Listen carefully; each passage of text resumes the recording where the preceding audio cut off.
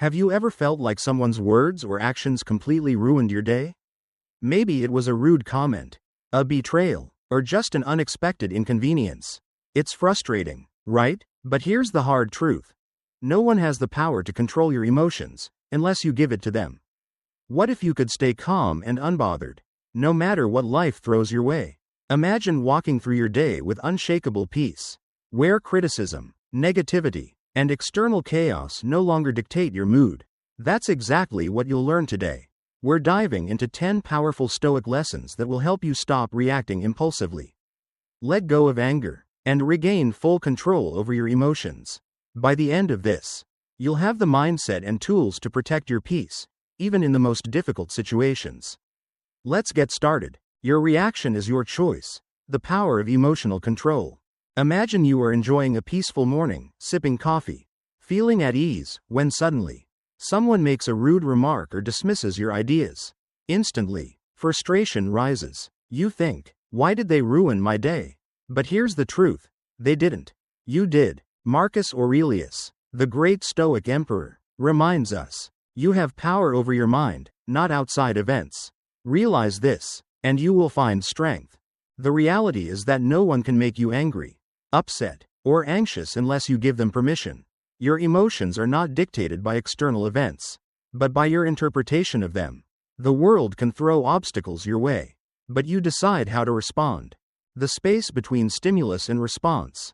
Epictetus, another prominent Stoic philosopher, said, "It's not what happens to you, but how you react to it that matters." Think of this. Someone cuts you off in traffic. You have two options: explode with rage, curse, and let it ruin your day, or pause and choose not to be disturbed. The event itself is neutral. It is your interpretation that determines whether it controls you. Viktor Frankl, a psychiatrist and Holocaust survivor, expanded on this idea. Between stimulus and response, there is a space. In that space lies our power to choose our response. In our response lies our growth and our freedom. That space, however brief, is where true power lies. Instead of reacting instinctively, practice pausing. Ask yourself, does this situation really deserve my energy? Am I handing over my peace to someone who doesn't deserve it?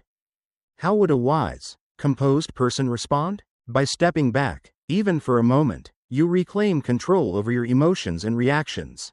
Mastering your emotions like a Stoic.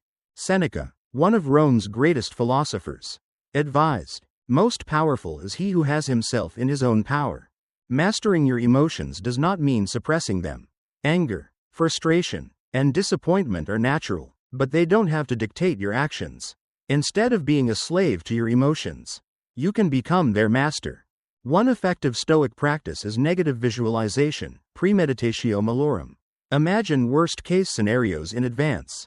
If someone insults you, rather than being shocked, expect it. This way, when it happens, you are prepared, and it loses its power over you. Reframing perspective. The noise-canceling headphones analogy.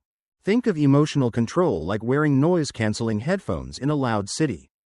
The honking cars, shouting voices, and urban chaos don't disappear, but they don't reach you. You hear only what you choose to let in. Life is full of distractions, negativity, and provocations, but like a skilled Stoic, you can filter out the noise and remain undisturbed. Conclusion. True freedom lies in your response. Choosing your reaction is the ultimate form of freedom. When you let external events dictate your mood, you hand over your power. But when you take ownership of your emotions, you become unshakable. So, the next time someone tries to push your buttons, pause, breathe. Remember, your reaction is always your choice, and in that choice lies your strength. Stop expecting people to behave like you. The key to emotional freedom. Have you ever found yourself frustrated because someone didn't treat you the way you would treat them? Maybe a friend didn't return a favor, a coworker was inconsiderate, or a family member disappointed you. You think, I would never do that to them. But here's the hard truth. People don't operate by your rules. Marcus Aurelius, the great Stoic emperor, once wrote, "You have power over your mind, not outside events. Realize this, and you will find strength." Expecting others to act as you would is a form of trying to control the uncontrollable. The reality is that people behave according to their own values. priorities, and experiences, not yours. And when you expect otherwise, you set yourself up for disappointment. The root of frustration: misplaced expectations. Seneca, one of Rome's greatest Stoic thinkers, wisely noted, "A wise man expects nothing, for he knows that all things are uncertain." Many of our frustrations come not from what people do, but from the expectations we place on them. You assume your friend will be as generous as you. You believe your partner should react to stress the way you do. You expect a colleague to show the same level of effort and professionalism as you. But when they don't, anger and resentment build. This is why Epictetus reminds us: when someone behaves badly toward you, think, it must be that he does not know the truth. Otherwise, he would not act that way. Instead of asking, why aren't they treating me the way I would treat them? Shift your mindset. They are acting based on their own experiences, beliefs, and struggles, not mine. I cannot control their actions, but I can control my response. Letting go of expectations frees me from unnecessary frustration. Let go and reclaim your peace. Think of expectations like a tight grip on a rope. The harder you hold on, the more it burns your hands. But when you loosen your grip, the pain disappears. Letting go of the belief that others should act as you would is an act of emotional self-liberation. A practical example: imagine you always go out of your way to help a colleague. But when you need support, they're nowhere to be found. Instead of dwelling on the unfairness, remind yourself, they are not me. They have their own priorities. I helped because I chose to, not because I expected something in return. I will surround myself with people whose actions align with my values. But I won't demand others change for me. True freedom: accepting people as they are. Lao Tzu once said, "Care about what other people think and you will always be their prisoner."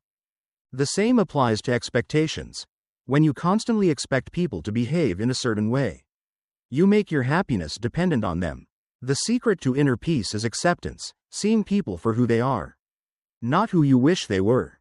Next time you feel disappointed, pause and ask yourself, am I upset because of their actions?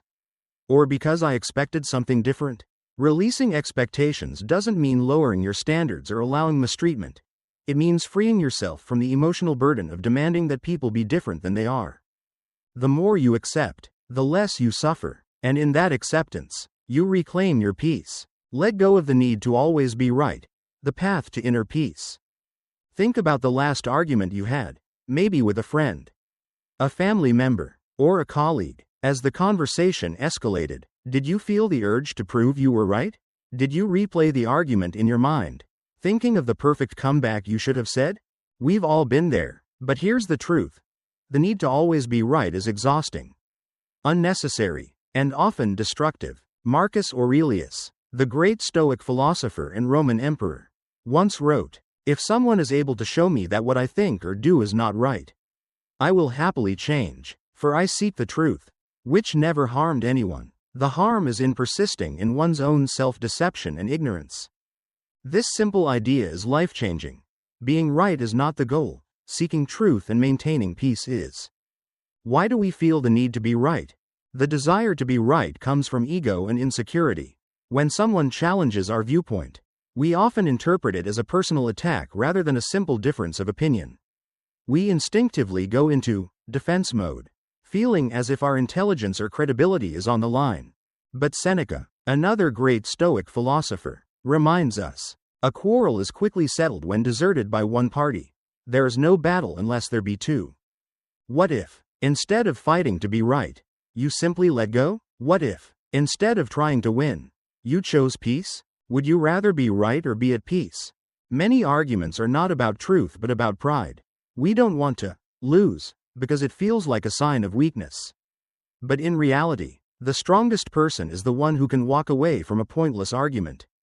Epictetus offers this wisdom: if someone speaks badly of you, do not defend yourself against their accusations, but rather reply, "You obviously don't know me well, otherwise you would have mentioned more faults." Instead of arguing, consider responding with curiosity. That's an interesting perspective. Tell me more. You might be right. I'll think about that. I see your point. Let's agree to disagree. By doing this, You de-escalate conflict and maintain your inner peace while still standing your ground with wisdom. The freedom of letting go. Lao Tzu, the ancient Chinese philosopher, said, "He who is attached to his views will never grow." Letting go of the need to always be right doesn't mean giving up your beliefs. It means freeing yourself from unnecessary stress. It allows you to choose your battles wisely and avoid wasting energy on arguments that won't matter in the long run. The next time you feel the urge to prove yourself, pause and ask, will winning this argument bring me peace, or just more frustration? True wisdom lies not in always being right, but in knowing when to walk away. And in that choice, you gain true freedom. Other people's words don't define your worth. Reclaiming your power. Imagine you're sharing an idea you're passionate about, only to be met with a dismissive remark. Or maybe you hear someone criticizing you behind your back. The sting of their words lingers, shaking your confidence. But here's a crucial truth. What others say about you does not define who you are, unless you let it. Marcus Aurelius, the Stoic emperor, wrote, "It never ceases to amaze me. We all love ourselves more than other people, but care more about their opinions than our own. Why do we place so much value on what others think? Because we've been conditioned to seek approval. But relying on external validation is like building a house on shifting sand. It's unstable, fragile, and out of your control." The illusion of external validation. Many of us tie our self-worth to praise and criticism. When someone compliments us, we feel good. When they criticize us, we feel unworthy. But Epictetus reminds us, if someone speaks ill of you, do not make excuses. Instead, answer, "He does not know my other faults, or he would not have mentioned only these." This is a radical but liberating idea. People's opinions are a reflection of their own perspectives, biases, and experiences, not a measure of your true worth. A coworker criticizes your work? Maybe they're projecting their own insecurities. A stranger judges your lifestyle? That's their worldview, not yours. When you detach from others' opinions, you take back control over your sense of self. Filtering words like a Stoic. Imagine you're wearing a raincoat in a storm. The rain, criticism, judgment, still falls. But it doesn't soak you, it rolls right off. That's the mindset of someone who has mastered self-worth. Seneca offers a simple yet powerful lesson. He who has learned to disregard the opinions of others has overcome all misfortune. This doesn't mean ignoring all feedback. Constructive criticism can help us grow. But unwarranted negativity should not take up space in our minds. Instead, ask yourself, is this feedback valuable or just noise? Does this person's opinion truly matter in my life? Am I basing my self-worth on external judgment or my own principles? When you start filtering what you allow to affect you, you gain freedom from emotional turbulence. Your worth is not up for debate. Lao Tzu once said, "Care about what other people think, and you will always be their prisoner."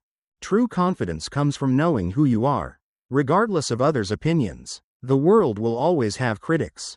But you get to decide whether their words have power over you. So, the next time someone tries to define you with their words, pause and ask yourself, do I accept this as truth? Or do I stand firm in my own self-worth? The answer will determine whether you remain a prisoner of others' opinions or walk freely in your own power. Protect your energy by setting boundaries, the Stoic path to inner peace. Have you ever felt emotionally drained because you kept saying yes when you wanted to say no?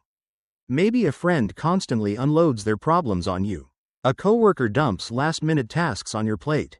Or a family member disregards your personal time. Each time you give in, a piece of your energy is taken.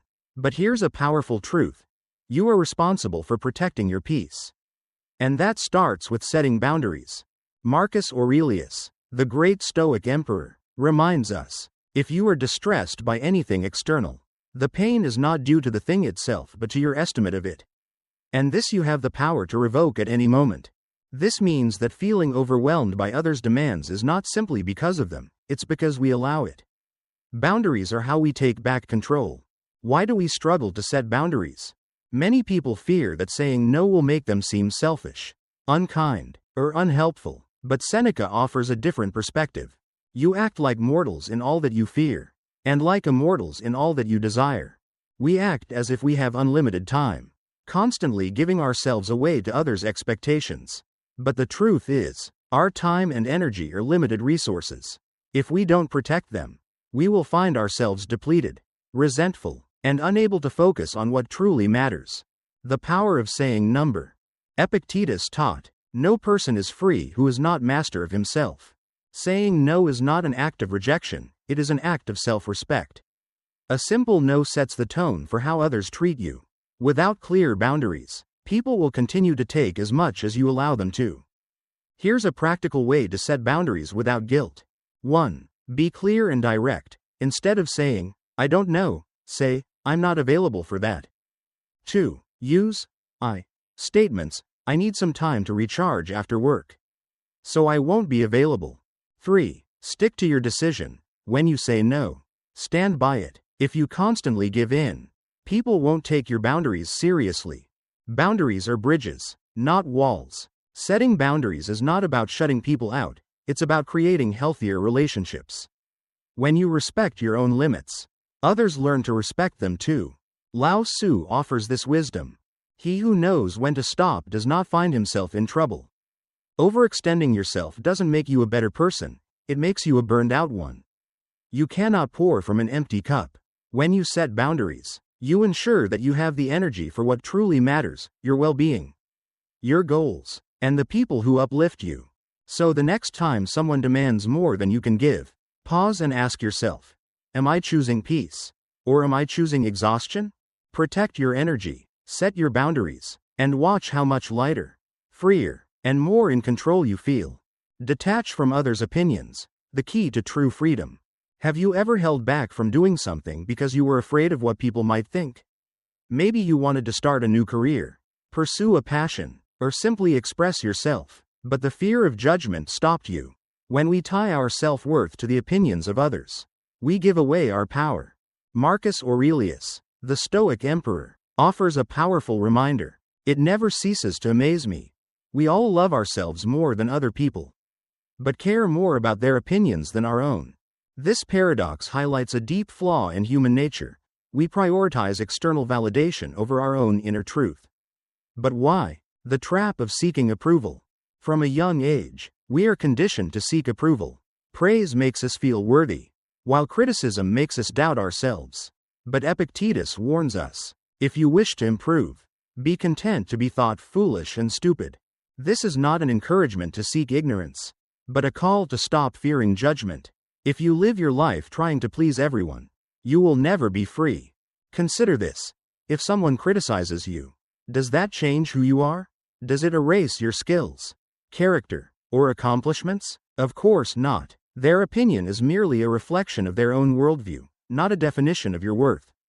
Your worth is not up for debate. Seneca, another great Stoic, reminds us, he who is brave is free. True bravery is the ability to live according to your own values, without being chained by external opinions. Think about the people you admire, leaders, innovators, artists. They all faced criticism, but they kept moving forward because they valued their own vision more than public approval. Imagine you have a painting that means the world to you. Someone walks in and says, "That's ugly." Has the painting changed? No. It still holds the same meaning to you. Why, then, should someone else's opinion dictate your feelings? The power of detachment. Lao Tzu wisely said, care about what other people think, and you will always be their prisoner. Detachment from others' opinions doesn't mean ignoring feedback, it means filtering what actually serves you. Ask yourself, is this opinion coming from someone whose values align with mine? Does this criticism help me grow? Or is it just noise? Would I act differently if no one were watching? When you stop letting external opinions control you, you reclaim your freedom. Live for yourself, not for others. The next time you hesitate because of what others might think, pause and ask, am I living for them? Or for me? The world will always have opinions, but only you can define your path. Walk it with confidence, and watch how much lighter and freer you feel. Respond with silence instead of anger, the Stoic path to strength. Imagine someone insults you in a meeting. A stranger rudely cuts you off in traffic, or a friend makes a hurtful comment. Your instinctive reaction might be to lash out, defend yourself, or retaliate. But what if, instead of reacting with anger, you chose silence? Marcus Aurelius, the Stoic emperor, offers this wisdom. The best revenge is to be unlike him who performed the injury. This means that when someone tries to provoke you, the most powerful response is no response at all. By refusing to engage in their negativity, you show true strength, not weakness. Wise silence is a sign of strength. Many believe that staying silent in the face of provocation is a sign of submission. But Epictetus reminds us, if someone succeeds in provoking you, realize that your mind is complicit in the provocation. Anger is not forced upon you, you allow it.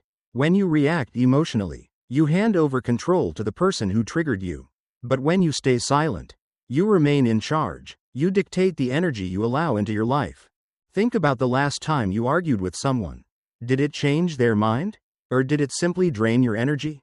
Seneca, another great Stoic, wisely noted, a quarrel is quickly settled when deserted by one party. There is no battle unless there be two. In other words, an argument only continues if you choose to participate. Silence is often the most disarming response. The power of the pause. Imagine you're in a heated discussion, and someone attacks you with harsh words. Instead of reacting immediately, you pause. You take a deep breath. You let their words sit there, unanswered. That silence does something remarkable. It shifts the power dynamic. They expect you to react, but you don't. They expect you to get emotional, but you remain calm. They expect a fight, but you refuse to give them one. This simple act of restraint often makes the other person look foolish, while you maintain your composure and dignity. Practical ways to use silence as a tool. 1. Pause before reacting. When someone provokes you, count to 5 before responding. This prevents impulsive reactions. 2. Master the art of non-reaction. If a comment is meant to insult, simply don't acknowledge it. 3. Use silence strategically. If a conversation turns toxic, leave it there. You don't have to explain yourself to those committed to misunderstanding you. Silence is the ultimate victory. Lao Tzu wisely said, "Silence is a source of great strength." Choosing silence doesn't mean you are weak. It means you are wise enough to understand that not every battle is worth fighting. The next time someone tries to provoke you, ask yourself, is this worth my peace?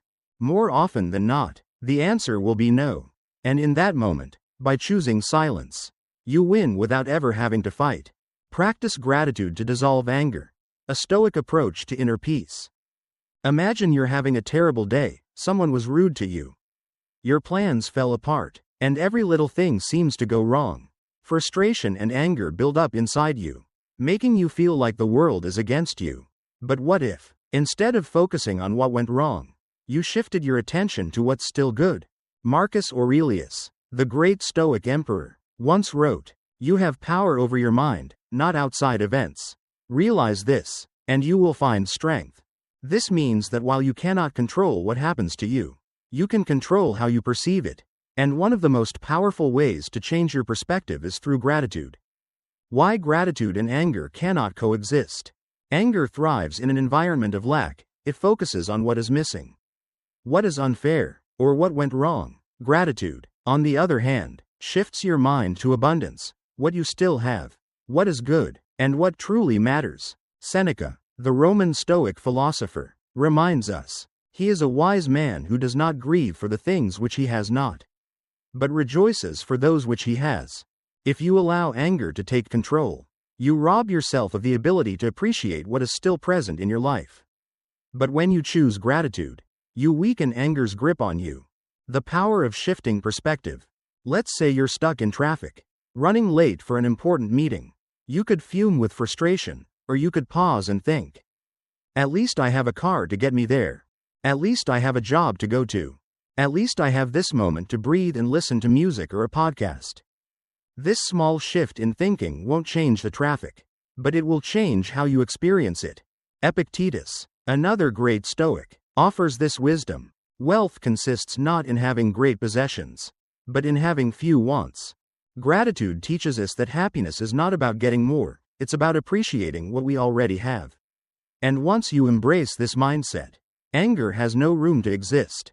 Practical ways to use gratitude against anger. 1. Pause and find one thing to be grateful for, the moment you feel anger rising. Stop and name something positive in your life. 2. Keep a gratitude journal each night. Write down 3 things that went well that day. Over time, this rewires your brain to focus on the good. 3. Reframe challenges as lessons, instead of seeing obstacles as unfair. Ask, what can I learn from this? Gratitude is a daily practice, not a reaction. Lao Tzu said, when you realize there is nothing lacking, the whole world belongs to you. Gratitude is not about ignoring problems, it's about choosing to focus on what is still good despite them. The next time anger tries to take hold of you, pause and ask, what am I grateful for right now? You'll find that gratitude doesn't just dissolve anger, it replaces it with peace, clarity, and strength. And that is true emotional freedom. Turn criticism into a tool for growth, the Stoic mindset. Imagine you put your heart and soul into a project, only to have someone tear it apart with harsh criticism. Your first instinct might be to feel offended, discouraged, or even angry. But what if, instead of taking it personally, you saw criticism as an opportunity?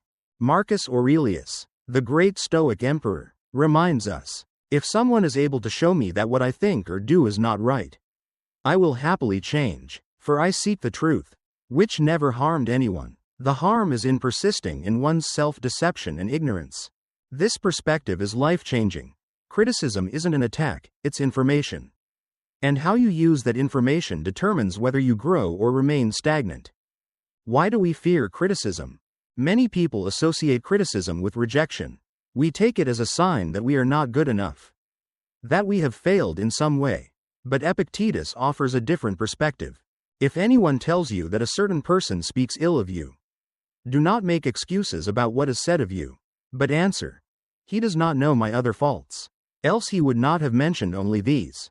This means that instead of resisting criticism, embrace it with humility. No one is perfect, and every piece of feedback, whether well-intended or not, can teach us something.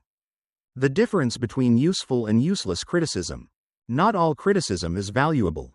Some comes from a place of envy, misunderstanding, or malice. However, useful criticism, especially from those with experience, can highlight areas for improvement.